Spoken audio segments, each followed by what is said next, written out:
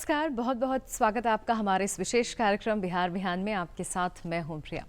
सुबह की शुरुआत बेहद खास होती है क्योंकि इस वक्त आप सबसे ज़्यादा सकारात्मक होते हैं, आप बहुत तरोताज़ा महसूस करते हैं।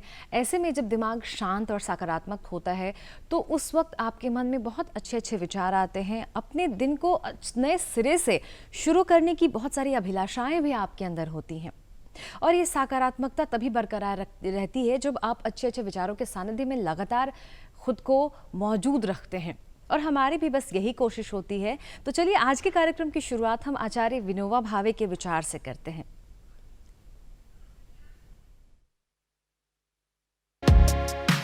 मनुष्य जितना ज्ञान में घुल गया हो उतना ही कर्म के रंग में रंग जाता है।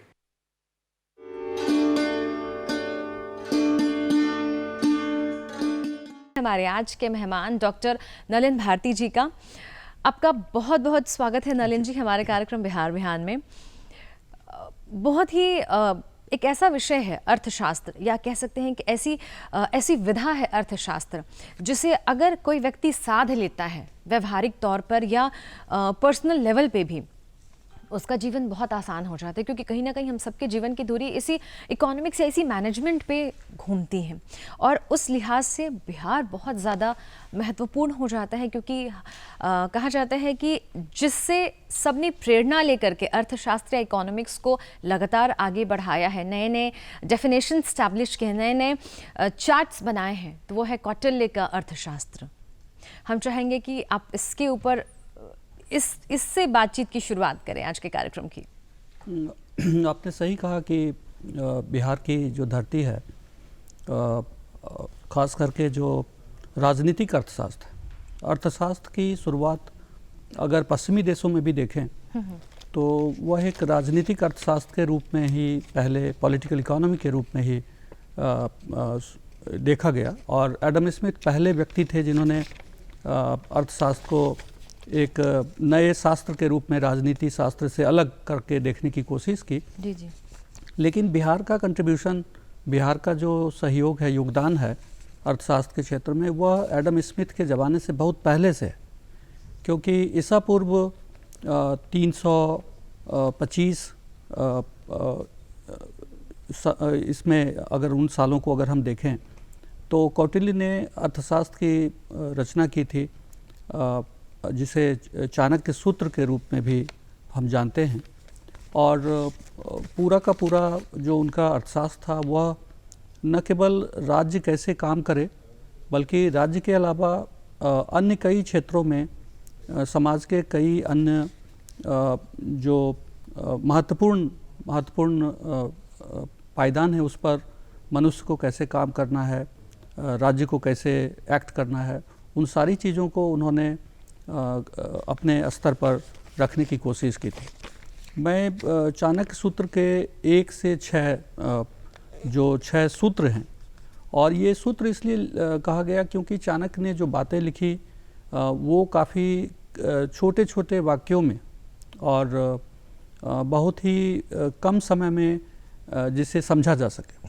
तो मैं चाणक्य सूत्र की कुछ पंक्तियों को आज रखना चाहूँगा जी। और उन्होंने लिखा था कि सुखस्य मूलम धर्मः, धर्मस्य मूलम अर्थः, अर्थस्य मूलम राज्य, राज्यस्य मूलम इंद्रिय जय, इंद्रिया जयस्य मूलम विनय, विनयस्य मूलम वृद्धोपसेवा। तो सुख का मूल धर्म है, धर्म का मूल अर्थ है, अर्थ का मूल राज्य है, राज्य का मूल इंद्रिय विजय है, इंद्रिय विजय का मूल विनय है, और विनय का मूल वृद्धोपसेवा, वृद्धों की सेवा है। तो अगर आप देखें तो पूरे समाज और राज्य, व्यक्ति, सबों को एक साथ रखने की इस मात्र 6 सूत्रों में, चाणक्य के इन 6 सूत्रों में हम देखते हैं कि सुख अधर्म से नहीं हो सकता। पहले ही वाक्य में, पहले ही सूत्र में उन्होंने कहा। और धर्म अगर करना है तो उसका मूल अर्थ है, और अर्थ की परिभाषा चाणक्य ने जो दी है वह मॉनेटरी नहीं है, वह मौद्रिक नहीं है।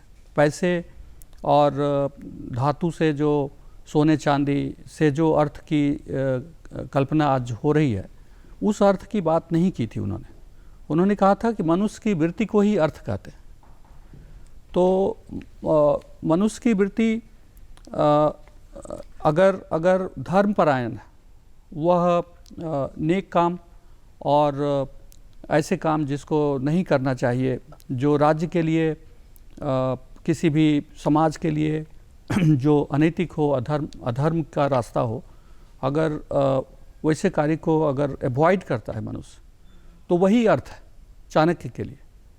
और अगर आज हम देखें तो अर्थ के लिए हम कितने अनर्थ की तरफ बढ़ते हैं, चाहे वो हमारा कंस्ट्रक्शन का सेक्टर हो, चाहे हमारा डे टू डे का अभिलाषा है, हमारी जो रोज़मर्रा की ज़िंदगी में कुछ न कुछ किसी से कुछ हड़प लेने की प्रवृत्ति है, ये सब के सब चाणक्य ने इस तरह के जो कर्म थे, उन कर्मों को दरकिनार कर दिया था।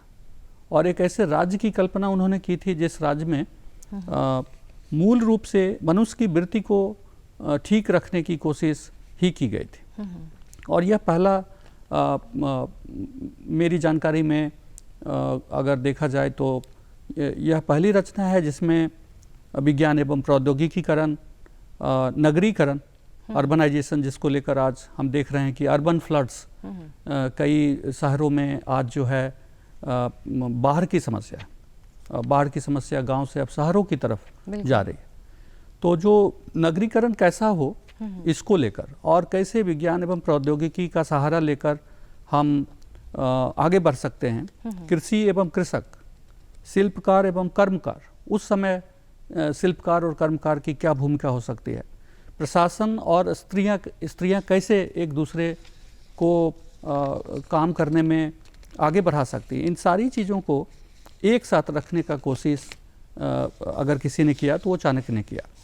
सामाजिक, राजनीतिक एवं धार्मिक बदलाव का प्रधान कारण चाणक्य ने आर्थिक परिवेश को माना। और लोगों ने यह भी सवाल किया कि अगर सामाजिक, राजनीतिक और धार्मिक बदलाव का प्रधान कारण अगर आर्थिक परिवेश है, तो आर्थिक परिवेश अच्छा और बुरा होने का क्या कारण है। तो बाद के लोगों ने बाद के कई विद्वानों ने यह कहा है कि यदि दोनों एक दूसरे का पूरक है, सामाजिक, राजनीतिक और धार्मिक बदलाव और आर्थिक परिवेश एक दूसरे का पूरक है, अगर आज की तारीख में आप उन देशों को देखें जिन्होंने अपनी आर्थिक स्थिति को सुदृढ़ किया है, आर्थिक विकास को उन्होंने बहुत हद तक अचीव करने की कोशिश की है। आर्थिक विकास से हमारा मतलब है न केवल आर्थिक वृद्धि, सिर्फ इकोनॉमिक ग्रोथ नहीं, बल्कि एजुकेशन, हेल्थ, शिक्षा, स्वास्थ्य, सफाई, मानव विकास। आर्थिक विकास का सीधा मतलब है मानव विकास। तो जिस मानव विकास की बात आज ह्यूमन डेवलपमेंट इंडेक्स के रूप में हम करते हैं, उस मानव विकास के तरफ चाणक्य ने बहुत पहले ही इशारा किया था।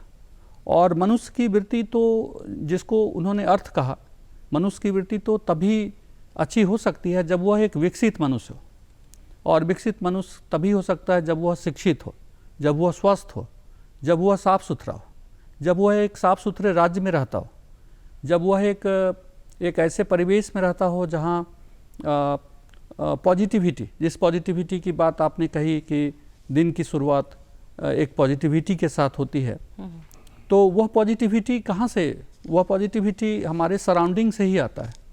अगर हमारे आसपास के परिवेश में भूखे लोग रह रहे हैं और एक ऐसी झुग्गी रह रही है जहाँ की कोलाहल है सुबह के वक्त खाने के लिए, हम उस परिवेश में चाहे हमने अपने लिए लाख अच्छी नई चीज़ें जोड़ रखी हैं, लेकिन हम जब निकलेंगे तो हमें नहीं लगता है कि कोई पॉजिटिविटी हमें मिल पाएगी।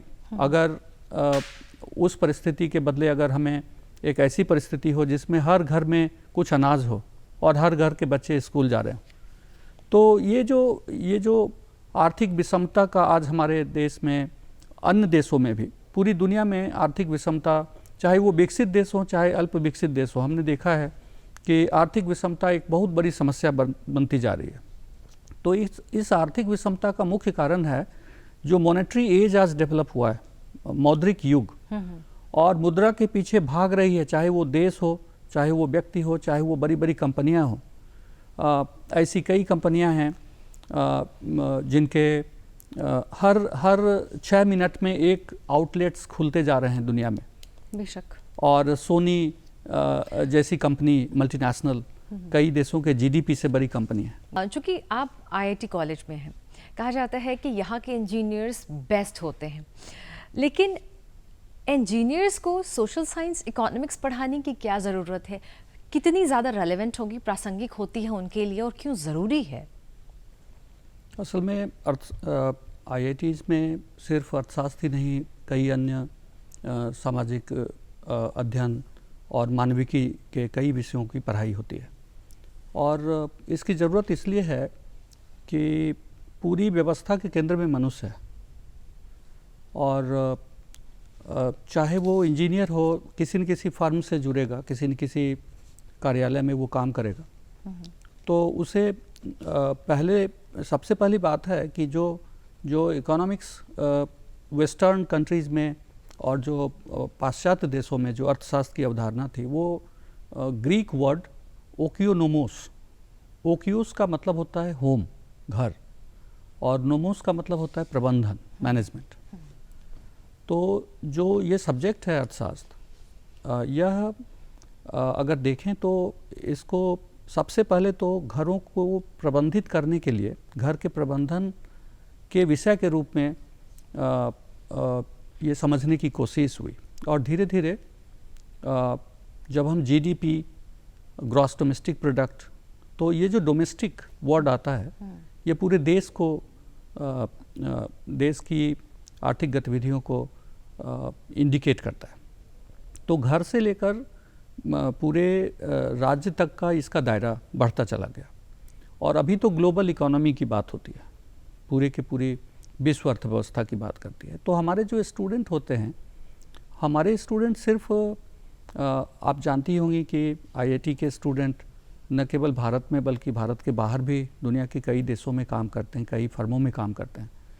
तो ये ऐसे स्टूडेंट होते हैं जिन्हें पूरी दुनिया की समझ होने की बहुत ज़रूरत है, क्योंकि हम अपने स्टूडेंट को पूरी दुनिया के लिए बनाते हैं, और जब हम दुनिया की समझदारी नहीं देंगे, दुनिया की भाषाओं से वो अवगत नहीं होंगे, दुनिया के समाज से उन्हें कोई वास्ता नहीं होगा, आर्थिक प्रणाली किस देश में कैसे काम करती है इसकी समझदारी नहीं होगी, प्रोडक्शन में कॉस्ट का क्या इम्पोर्टेंस है और मूल्य कैसे निर्धारित होता है, और अगर इन विषयों की जानकारी नहीं होगी तो फाइनली वो दुनिया के अन्य देशों के छात्रों के साथ compete भी नहीं कर पाएंगे, और वह हमें तो ऐसे छात्रों की ज़रूरत है जो दुनिया को लीड कर सके, और हम चाहते हैं कि हमारे स्टूडेंट दुनिया को लीड करें। हमारे कई ऐसे स्टूडेंट हैं आईआईटी पटना के और अन्य आईआईटीज़ के जो आज दुनिया की अच्छी से अच्छी कंपनियों के लीडर्स हैं। सुंदर पिचई का नाम आपने सुना ही होगा।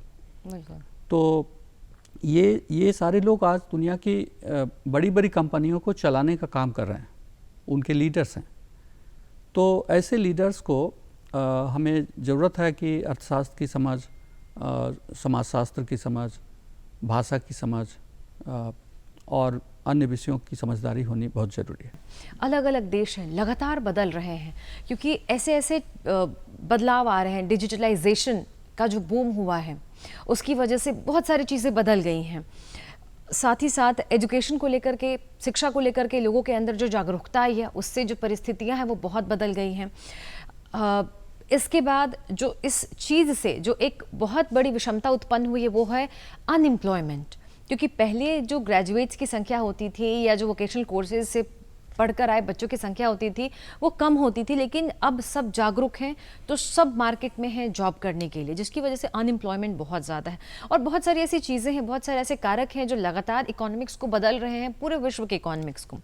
ऐसे में रिसर्च बहुत ज़रूरी हो जाता है, क्योंकि आप जितना ज़्यादा रिसर्च करेंगे, गहन अध्ययन करेंगे, आपको रास्ते उतने साफ दिखाई देंगे। क्या भूमिका है इसकी और किस तरीके से इसे आगे बढ़ाना चाहिए?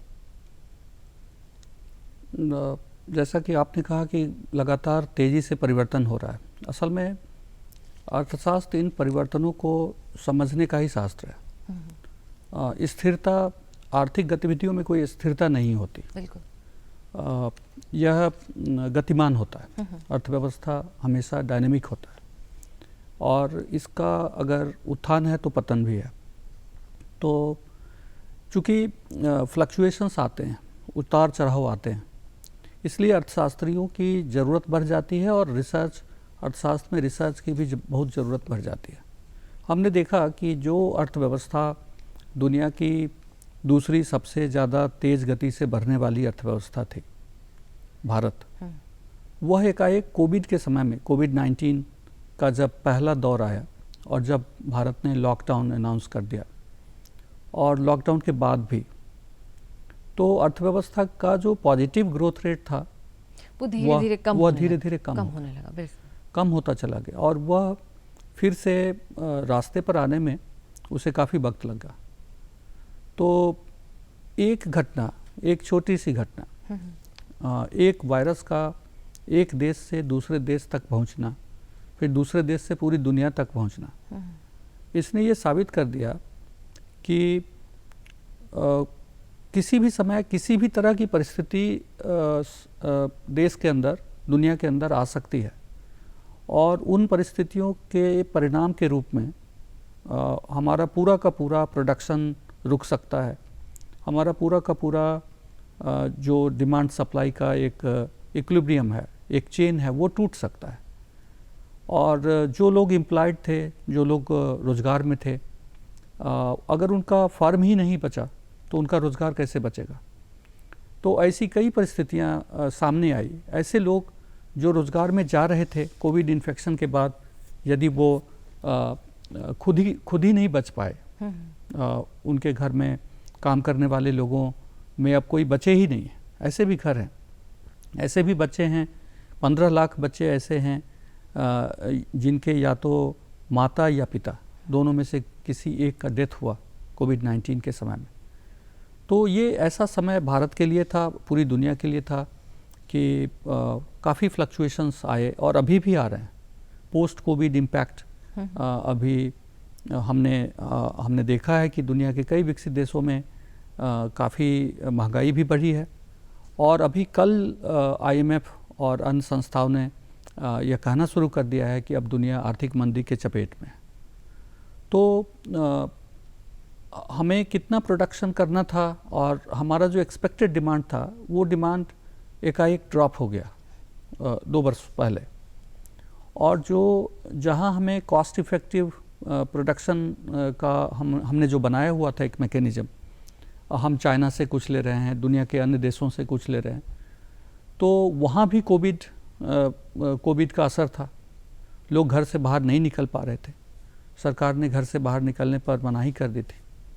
तो इस तरह की समस्याएं होती रही हैं पहले भी दुनिया में, चाहे वो आर्थिक संकट के रूप में या अन्य देशों में वह एक स्वास्थ्य संकट के रूप में। हमने देखा कि वो पूरा का पूरा जो तंत्र है अर्थशास्त्र का, जो जनरल इक्विलिब्रियम जिसको बोलते हैं, वो सामान्य संतुलन खत्म हो जाता है। तो ऐसी परिस्थिति में रिसर्च की बहुत बड़ी भूमिका है। हमारे बहुत सारे स्टूडेंट अभी IIT पटना में उन सारे विषयों पर रिसर्च कर रहे हैं जो विषय कोविड-19 के बाद बहुत ज़्यादा समाज के लिए उपयोगी हैं और जिसको समझना बहुत ज़रूरी है। फॉर एग्जाम्पल, उदाहरण के लिए एक्सेस टू मेडिसिन। हमने देखा कि दवाएं गायब हो रही थी बाज़ार से और दवाओं का भी काला बाजारी हो रहा था। एक मनमाने ढंग से ऐसी दवाओं का, परिस्थितियां बहुत विषम थी उस वक्त सब चीज़ों की डिमांड एंड सप्लाई का जो इक्विलिब्रियम जिसकी आप बात कर रहे हैं, वो पूरी तरह से चरमरा गई थी। हाँ, बिल्कुल। तो अभी स्थिति पहले की अपेक्षा सुधरती जा रही है। जिन देशों में निगेटिव और आप कह सकती हैं कि जहाँ नकारात्मक विकास शुरू हो गया था, ग्रोथ, इकोनॉमिक ग्रोथ। अब वहाँ फिर पॉजिटिव इकोनॉमिक ग्रोथ शुरू है। लेकिन इसका यह मतलब नहीं है कि दुनिया की गति पहले वाली हो गई है। बहुत सारी चीज़ें टूट चुकी हैं, जिसको अगर आप इंफ्रास्ट्रक्चर प्रोजेक्ट को देखें, बहुत सारे इंफ्रास्ट्रक्चर प्रोजेक्ट जो शुरू हुए थे वो अधूरे रहे। अभी उन्हें पूरा करना एक बहुत बड़ी जिम्मेदारी है। पब्लिक प्राइवेट पार्टनरशिप, जिसमें सरकार और निजी कंपनियां दोनों मिलकर काम करते हैं, मेट्रो जैसी परियोजना। बिल्कुल, ऐसी बहुत सारी चीज़ें हैं, लेकिन इन सब के बीच में एक सबसे अच्छी बात यह है कि जिस भी देश की आप बात कर लें, जिस भी शहर की बात कर लें, सब इस त्रासदी में सब साथ में खड़े थे, एक दूसरे का हाथ थामे खड़े थे। अगर हम भारत की बात करें तो परिस्थितियां ऐसी कई बार उत्पन्न हुई थी, लोगों को लगा था भारत के बाहर कि शायद भारत संभाल नहीं पाएगा, लेकिन बहुत ही खूबसूरती के साथ, शायद इसीलिए कहा जाता है कि भारत की जब बात होती है तो भारत के साथ एकता शब्द का भी इस्तेमाल होता है, और शायद ये हमने बहुत अच्छे तरीके से देखा है जब जब भारत पे कोई संकट आया है। तो आप रिसर्च की बात कर रहे थे, रिसर्च बेहद ज़रूरी है, क्योंकि इससे हमें जो सॉल्यूशन है, समाधान निकल करके आता है कि हमें कैसे अब आगे की रणनीति तैयार करनी है, बाकी और चीज़ें कैसे तैयार करनी है। इन सब के बाद जो सबसे ज़्यादा महत्वपूर्ण हो जाता है वो होता है इकोनॉमिक मैनेजमेंट। अगर मैनेजमेंट सही है तो परिस्थितियाँ कितनी भी विषम क्यों ना हो, आप सारी चीज़ों को एक साथ लेकर आ जाएंगे और कहीं ना कहीं कुछ बेहतर परिणाम ही निकल करके आ पाएगा। आप इसे कैसे देखते हैं? अगर देखें तो आपने सही कहा कि ऐसा लग रहा था कि बहुत सारी समस्याएं जस की तस रह जाएंगी। खास करके अभी 2 बिलियन लोगों का टीकाकरण बिल्कुल एक ऐसे देश में जहां पहाड़ भी है, मैदान भी है, समुद्र के किनारे भी लोग रहते हैं, वहां तक पहुंच जाना। और वैक्सीन एक ऐसी चीज़ है जिसे एक ख़ास टेम्परेचर पर रखना है और वहाँ उसे डिलीवर करना है। बिल्कुल, सारी चीज़ें मैनेजमेंट पर ही निर्भर करती हैं यहाँ तो एक अच्छे मैनेजमेंट का, कुशल प्रबंधन का परिचय भारत ने दिया है। बिल्कुल।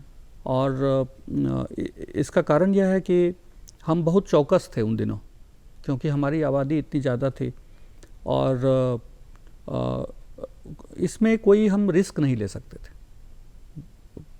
भारत कोई रिस्क नहीं ले सकता था, क्योंकि दुनिया की सबसे बड़ी आबादी वाला देश है, और आज भी जो नंबर ऑफ पुअर पीपल हैं वो काफ़ी ज़्यादा है हमारे देश में। तो एक तरह से देखिए कि जिसे बोलते थे कि कोविड की लहर, उस लहर को तो ख़त्म कर दिया भारत ने। और ये हम लोग नहीं कह रहे हैं, बल्कि दुनिया के कई देश आज इस बात को मानने के लिए तैयार हैं कि जो IT बेस्ड रेवोल्यूशन हुआ, आप देखिए कि जो कोविन ऐप जो डेवलप हुआ था, यह हमें यह भी बताता था कि हमारे आसपास के कौन से पेशेंट कोविड इन्फेक्टेड हैं। इस ऐप से हमारा पूरा टीकाकरण जुड़ गया। टीका लेने से पहले मैसेज आता था, टीका लेने के बाद भी मैसेज आता था। तो ये जो एक डिजिटल सपोर्ट और एक डिजिटल इंफ्रास्ट्रक्चर भारत ने अभी जो एक तैयार किया, और मैं समझता हूँ कि वह एक सक्सेसफुल एग्जाम्पल है किसी भी देश के लिए। किसी भी देश से हम पीछे नहीं है, बल्कि कई देश हमसे पीछे हैं। बिल्कुल बिल्कुल। तो यह जो एक पाथ ब्रेकिंग इसको कहिए, यह साबित करता है कि अगर हम ठीक से काम करें तो हम किसी भी, और ख़ास करके GDP को फिर से ट्रैक पर लाना। और अगर आप भारत के एक्सपोर्ट को देखें तो एक्सपोर्ट में काफ़ी बढ़ोतरी हुई है। बिल्कुल।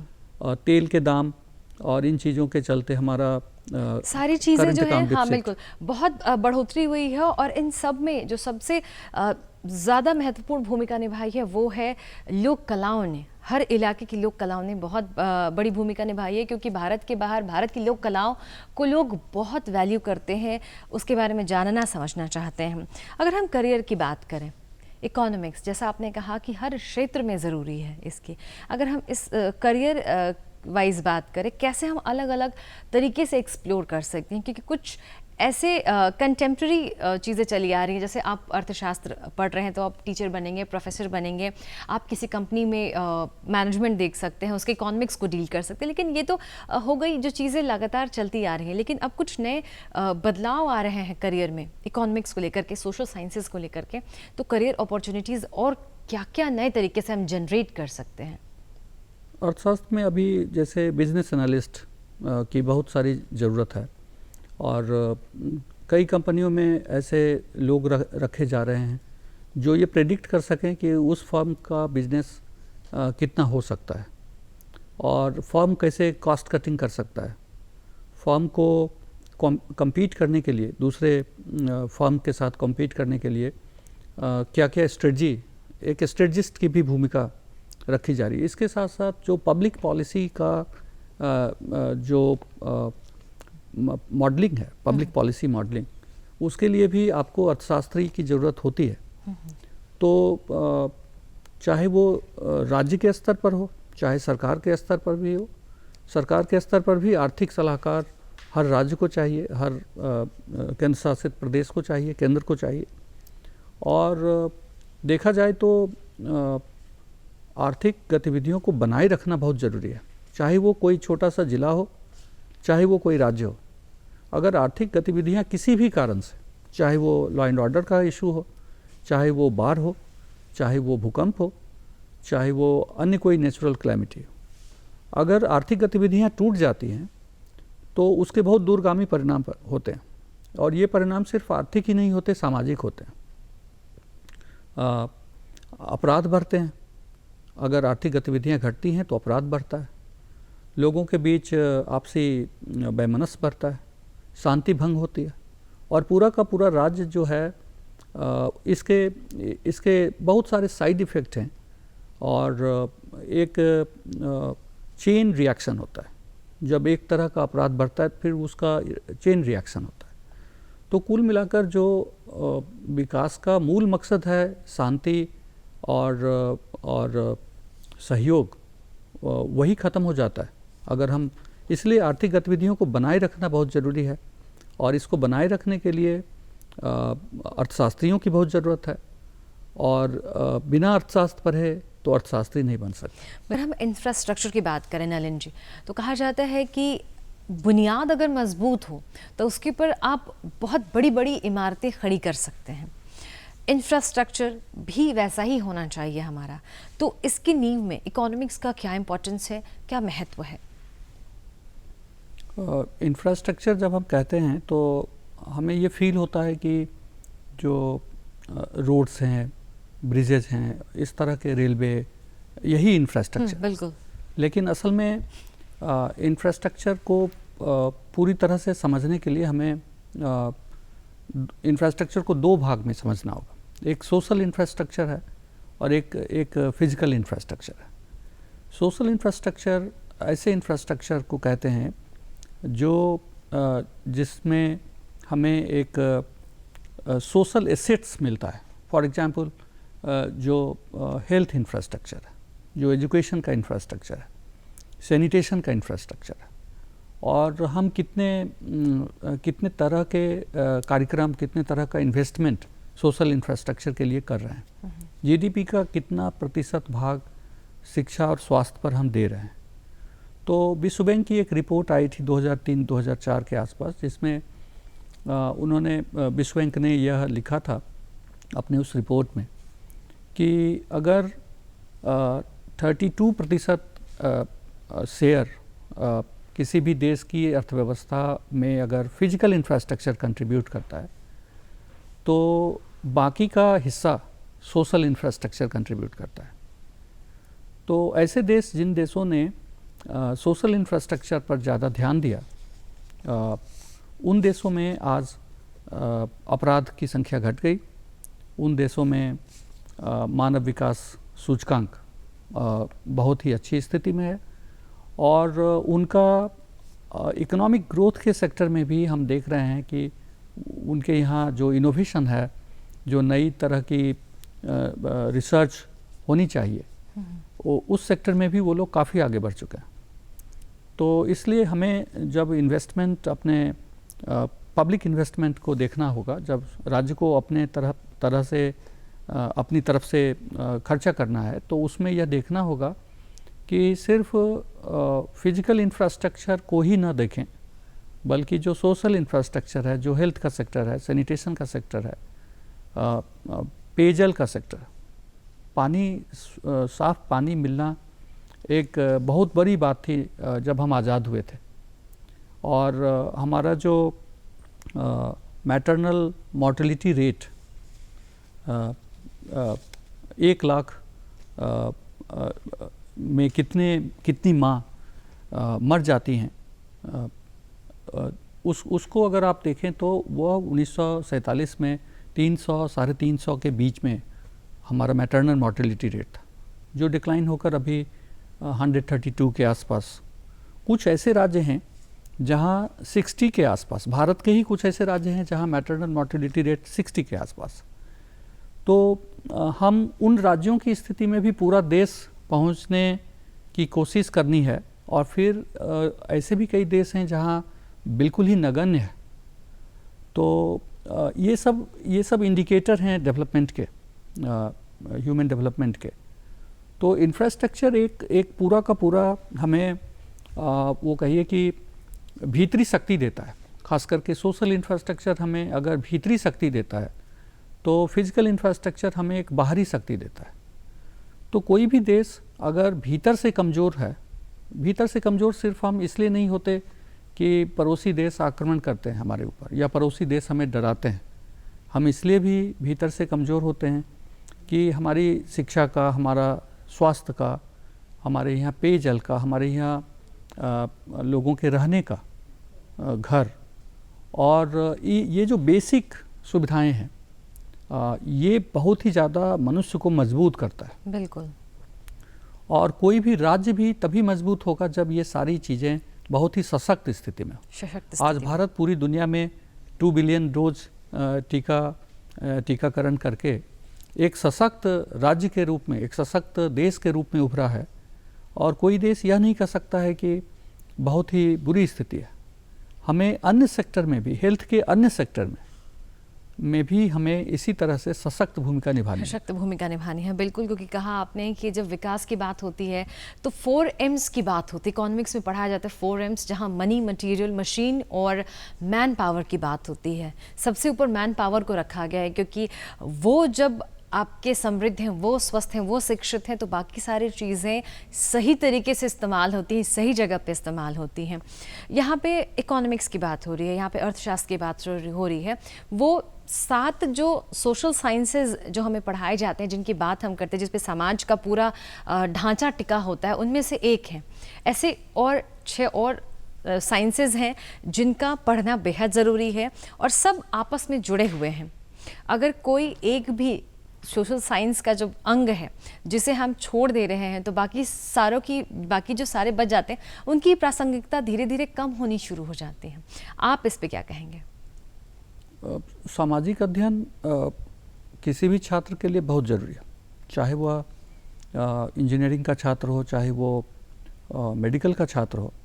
हम मेडिसिन का नाम जानते हैं, लेकिन हम उस समाज को नहीं जानते जहाँ ये मेडिसिन मिलना, इस दवा का मिलना आज भी खास करके कुछ ऐसे तबके हैं समाज के जिनके लिए इस मेडिसिन को ख़रीद पाना और इस मेडिसिन के डोज को समझ पाना आज भी एक बहुत बड़ी चुनौती है। बिल्कुल। तो एक अगर सिर्फ चिकित्सक को हम सिर्फ एक दवा का जानकार बना देंगे तो वह चिकित्सक, वह डॉक्टर एक सही डॉक्टर नहीं हो सकता है समाज का। उसे अपनी चिकित्सा की जानकारी के साथ साथ, उसे मेडिसिन की जानकारी के साथ साथ समाज की जानकारी भी रखनी होगी। यही कारण है कि कुछ इंजीनियर, कुछ डॉक्टर, कुछ टीचर, कुछ लॉयर लीक से हटकर काम करते हैं और वो तभी काम कर पाते हैं जब उनका कोई सोशल कंसर्न होता है। अपने लिए तो सब जीते हैं, लेकिन अपने साथ और भी लोगों को जीने का मौका देना ही चाणक्य के हिसाब से एक मनुष्य की अच्छी वृत्ति है। तो किसी भी शास्त्र का, चाहे वो अर्थशास्त्र हो, चाहे वो समाजशास्त्र हो, चाहे वो लॉ हो, जो सामाजिक अध्ययन के जितने भी विषय हैं वो सब एक दूसरे से जुड़े हुए हैं, चाहे वो राजनीति शास्त्र हो, बिल्कुल वो सब जुड़े हुए हैं। और यह इसलिए जुड़ा हुआ है कि अगर आप और पीछे जाएं तो देखेंगे कि ये सब के सब धर्मशास्त्र से जुड़े हुए।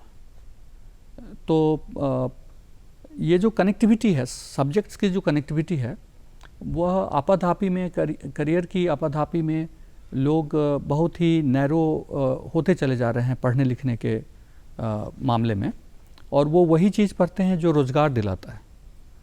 तो रोज़गार के लिए पढ़ना और पढ़कर रोज़गार देना, दोनों में अंतर है।